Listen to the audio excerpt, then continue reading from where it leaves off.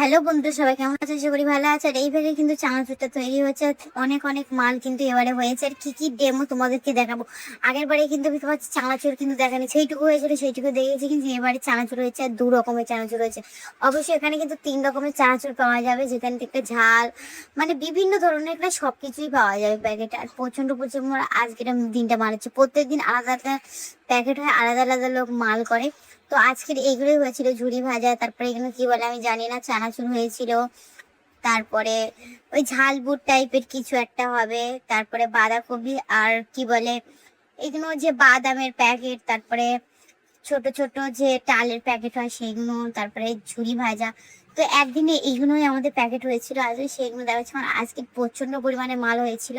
আর দেখো কত কত প্যাকেট, কত কত মানুষের অর্ডার। ওখানে তুমি যদি মাল ভালো করো তাহলে মানুষ কিন্তু তোমাদেরকে অর্ডার দেবে। আর আমি কিন্তু অর্ডার নাম্বার তোমাদের যোগাযোগ করে দিয়েছি, এর মাধ্যমে কিন্তু তোমরা মালটা অর্ডার করতে পারবে। এটা কিন্তু অবশ্য ভাঙড়ের মধ্যেই আছে। ভাঙড় থেকে যারা নিতে পারো বা নিউ টাউন থেকেও নিতে পারো।